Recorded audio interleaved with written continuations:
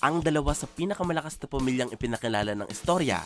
Ang Zoldycks ay mga assassins na pumapaslang bilang kabuhayan at ang mga Royal Guards naman ay mga Chimera Ants na pumapatay para pagharian ng sangkatauhan. Sa video na ito, pag-uusapan natin kung sino nga ba ang mananalo sa pagitan ng Zoldycks at ng mga Royal Guards kung sakaling maglaban sila hanggang kamatayan.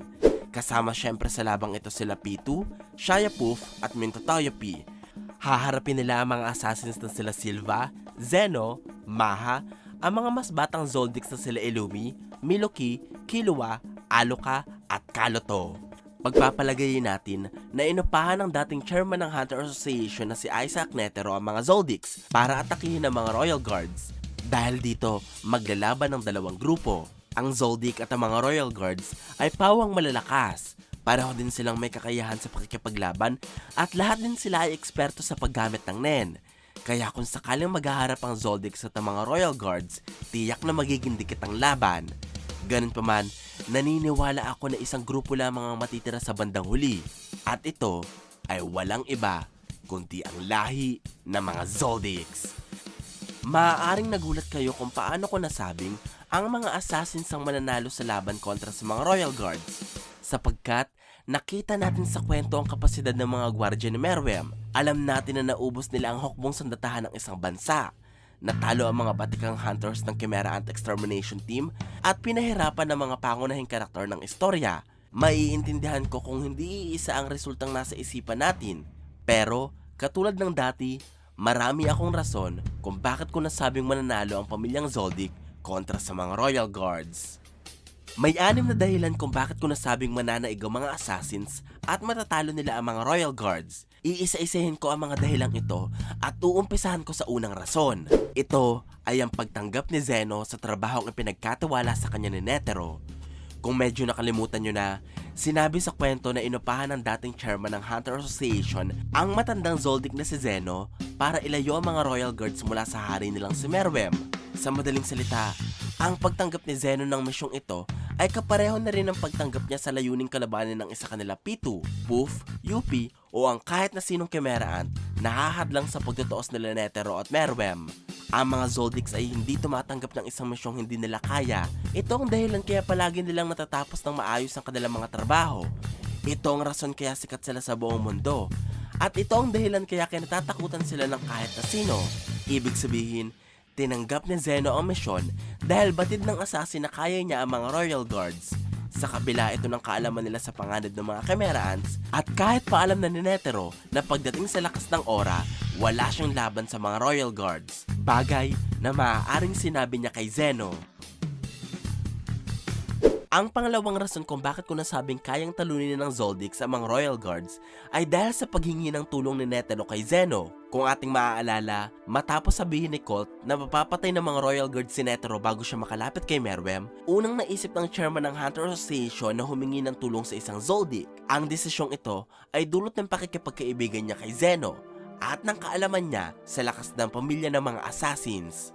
Ipinakita sa kwento noon na si Netero ay nakasama sa ekspedisyon ng isa ring Zoldyck na nagngangalang Zig.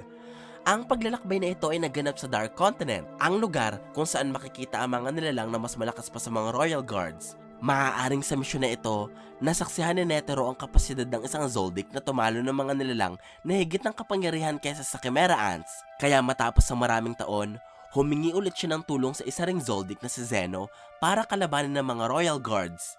Pwede siyang humanap ng iba pang hunters na akma sa misyon at pwede rin siyang magsama ng isa sa mga Zodiacs.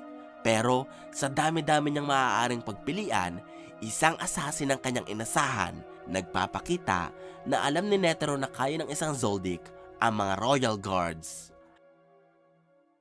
Ang pangatlong dahilan kung bakit ko nasabing kaya ng Zoldyck sa mga Royal Guards ay makikita noong hinayaan ni Zeno ang kanyang apo na si Killua na harapin ang mga Royal Guards. Kung ating babalikan, matapos gamitin ni Zeno ang kanyang Nen ability para ihatid si Meruem at si Netero patungo sa lugar na paglalabanan ng dalawa, nagkita ang maglolo na si Zeno at Killua sa palapag kung nasaan si Neferpitou. Imbes na pigilan o samahan ng kanyang apo, umalis si Zeno at iniwan si Killua para harapin ang mga Royal Guards na nooy nasa kastilyo. Isa itong ebidensya na tiwala si Zeno sa kakayahan ni Killua na alam niyang lumakas na ang batang Zoldyck at sigurado si Zeno na kaya ng kanyang apo ang mga Royal Guards. Sapagkat kung hindi ito patunay na may lakas ang isang Zoldyck para harapin ang mga Royal Guards, siguradong pipigilan ni Zeno si Killua sa pananatili sa kastilyo. Bilang ang bata ang nakatakdang magmana ng kanilang negosyo, kaya lubhan nilang pinoprotektahan ito. Maaaring ang desisyon din ni Zeno na hayaan si Killua na kalabanan ng mga Royal Guards ay nabuo matapos makita ng matandang Zoldyck na malaki ang pinagbago ni Killua at matapos niyang mapagtanto na naalis na ng bata ang karayom na inilagay ni Illumi sa loob ng ulo nito. Ang pang-apat na ebidensya na kaya ng mga Zoldyck sa mga Royal Guards ay makikita sa pagkalaban ni Killua sa tatlong maharlikang gwardya ng Hari ng mga Langgam. Nasaksihan natin sa Chimera Ant Arc ang pagharap ni Killua kasama ni Gon kay Pitou. Nagawa ng batang Zoldyck na mapagtanto agad ang sitwasyon. Makita ang intensyon ng Royal Guard sa sugatang si Komugi na nakasalampak sa sahig at makagawa ng mabisang plano para sumunod si Pitou sa kagustuhan nila ni Gon. Maliban dito, kinalaban din ni Killua ang Royal Guard na si Youpi. Sa tulong ng kanyang Godspeed, nagtagumpay ang batang Zoldyck na makapagbitaw ng sunod-sunod na pag-atake sa Royal Guard. Sa katunayan, halos katumbas ng pag-atake na bitawan niya sa Royal Guard ang nagawa nila Shoot at Knuckle, kahit na ang dalawang batikang hunters ang nakadestino para harapin si Youpi. Higit pa dito, kahit din sinusubukan siyang gantihan ng Royal Guard, hindi nito nagawa makapagpatama kahit isang beses kay Killua. Siya lamang ang tanging hunter na humarap kay Youpi pero hindi nito napinsala. Nagpapakita ng lakas ng Nen ability at ng walang katulad na kakayahan ni Killua sa pakikipaglaban. Matapos ito, tinapatan din ni Killua ang Royal Guard na si Puff. Ang tusong Chimera Ant na ito ay may kapangyarihang tinatawag na Beelzebub. Ito ang abilidad na tumutulong sa Royal Guard na hati-hatiin ang kanyang sarili, makalikha ng maraming clone at buuhin muli ang kanyang katawan para paghilumin ang kanyang mga sugat. Subalit, may isang kahinaan ng Beelzebub. Ito ang apoy o napakainit na temperatura. Ang kahinaang ito ang rason kaya walang laban si Puff kay Killua. Sapagkat dahil sa abilidad ng batang gayahin ng katangian ng kuryente, nagagawa nitong sunugin at wasakin ng tuluyan ng mga cells na bumubuo sa Beelzebub ni Puff. Nagdudulot para matakot ang Royal Guard, tumakas at iwan ang batang Zoldyck. Si Killua ang tanging hunter na humarap sa tatlong Royal Guards pero hindi man lamang nakatamo ng kahit na anong pinsala. Nagpapatunay ito ng kakayahan ng isang Zoldyck na kalabanan ng mga Royal Guard. Tandaan, hindi si Killua ang pinakamalakas sa kanyang pamilya. Mas mapaminsala ang Nen ability ng kanyang ama na si Silva, mas malakas sigurado ang kanyang lolo na si Maha, at mas matalino sa kanya si Illumi. Kung nagkataon na isa sa mga ito ang humarap sa mga Royal Guards, siguradong mas mapapakita ng mga Zoldicks ang galing nila sa larangan ng pamamaslang. Ang panglimang dahilan kung bakit ko nasabing kayang talunin ng Zoldyck sa mga Royal Guards ay dahil sa kapangyarihang tinataglay ni Alloka, ang batang Zoldyck na nakikihati ng katawan kay Nanika, isang nilalang na tinatawag bilang mga Ai. Kung ating maaalala, ang mga Ai ay isa sa mapanganib na lahing nabubuhay lamang sa Dark Continent. Dahil sa panganib ng mga ito, napabilang ang Ai sa 5 banta na kinatatakutan ng ligtas na mundo. Maayos na naipakita sa atin ng kwento ang kapangyarihang tinatagli ni Alloka at Nanika, lalo na kapag ginagamit nila ito bilang pagsunod sa utos ng kuya nilang si Killua.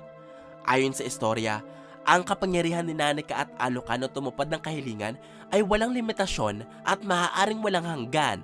Kaya, ang pagpaslang ng isang target para sa mga Zoldicks ay madali lamang sa kanila sa oras na humiling sila kay Alloka at Nanika. Kasama sa mga pwede nilang paslangin sa isang iglap ay ang kahit na sino sa tatlong Royal Guards. Kayang-kaya ito gawin ni Alloka at Nanika. Bilang ang mga Ai ay kinukonsidera ng mundo bilang mas makapangyarihan kumpara sa mga Chimera Ants. Ang pang-anim na rason kaya ako naniniwalang kayang talunin ng mga Zoldicks ang Royal Guards ay dahil sa tinataglay na Nen abilities ng mga assassins. Kung ating iisa-isahin ang abilidad ng bawat miyembro ng Zoldicks, mapapansin natin na ang lahat ng kanilang pangunahing Nen ability ay may kakayahang naglalayo na pumaslang. Halimbawa dito ang mga bolang gawa sa purong Nen na meron si Silva na kayang makalikha ng mga mapangwasak na pagsabog, ang Dragon Dive ni Zeno na kayang butasin ang katawan ng mga matatamaan, at ang mga karayom ni Illumi na nagagawang paslangin at manipulihin ang kanyang mga target. Napakalaki ng pagkakaiba nito sa mga Nen abilities ng hunters na sumugod sa kastilyo ni Meruem, katulad ng Hakawari ni Knuckle na magamit lamang ng lubusan pagkalipas ng matagal na paghihintay o kapag nakapagbitaw na ng maraming pagsuntok si Knuckle sa kanyang kalaban. Ang Hotel Reflection ni Shoot na makakapagkulong lamang ng isang nilalang kung nanakaw na ng target ang karamihan sa bahagi ng katawan nila. At ang Deep Purple ni Morel na magagamit lamang ng maayos kung hawak pa rin ng Hunter ang kanyang giant pipe. Hindi ko sinasabing walang kwenta ang mga nanabilities na ito. Pero sa palagay ko, ang mga kakayahang nabanggit ko ay nababagay lamang sa misyong ipinagkatiwala ni Netero sa kanyang mga kasama. Ito ang layuning ilayo, ikulong o libangin ng mga Royal Guards habang kinakalaban niya si Meruem. Sa tingin ko, mas malaki ang tsansa ng mga hunters na manalo kung may kakayahan silang ginagamit talaga para tapusin ang kalaban. Bilang ang mga Royal Guards ay may mga abilities din na umiikot sa pagmamanipula, pagpinsala o pagpaslang.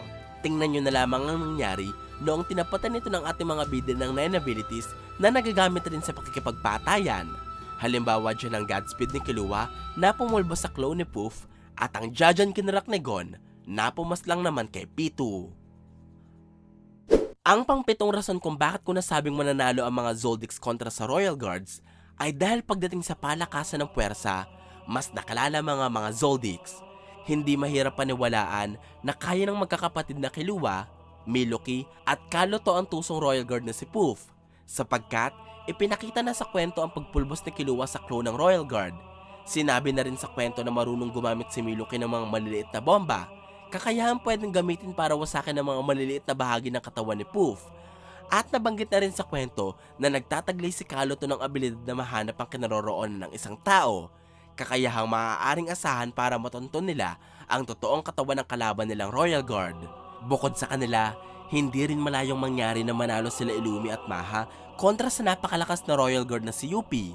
Si Illumi ang isa sa matalinong karakter ng istorya, mapamaraan siya, mapanlinlang at maabilidad. Kaya ang pagharap kay Yuppie na madaling lokohin, hindi marunong kumontrol ng sariling emosyon at hindi kabisado ang sarili niyang kakayahan ay hindi problema kay Illumi, lalo na kung kasama niya si Maha.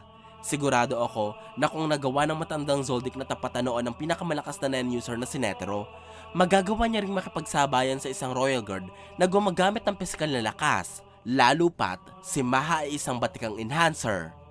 Higit pa sa kanila, hindi imposible na mananalo si Silva at Zeno kapag pinagtulungan nila ang maabilidad na Royal Guard na si Pitu. Si Pitu ang pinakabalansing Royal Guard, nabiyayaan siya ng parehong talino at lakas. Dahil dito, bagay siyang makaharap ni Silva, ang pinakabalanse ring Zoldyck, ang pinuno ng pamilya na hindi pa pinapahina ng katandaan o nililimitahan ng kabataan. Naniniwala akong kaya ni Silva si Pitu habang sinusuportahan siya ng kanyang ama, sapagkat kung nakita nating nabigla noon si Zeno sa ora ni Pitu, huwag nating kakalimutan na mas una pa ring nasopresa ang Royal Guard sa abilidad ng assassin. Mga pagkakataong pwedeng gamitin ni Silva at Zeno para tapusin si Pitu.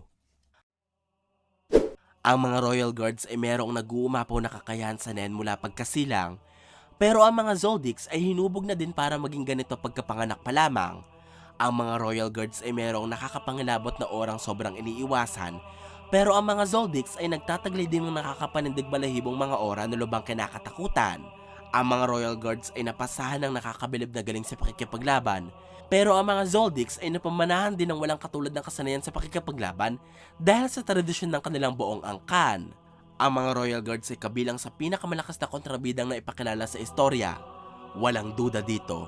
Pero lahat sila ay nasawi kasama ng hari nilang si Meruem dahil hindi nila naiintindihan ang potensyal ng lahi ng mga tao sa pag-usbong at pag-unlad.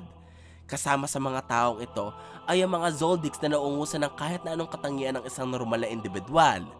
Kung magtutuos ang dalawang grupo, maaaring maging dikit ang duelo, pero mananaig pa rin sa bandang huli ang pamilya na mga mamamaslang.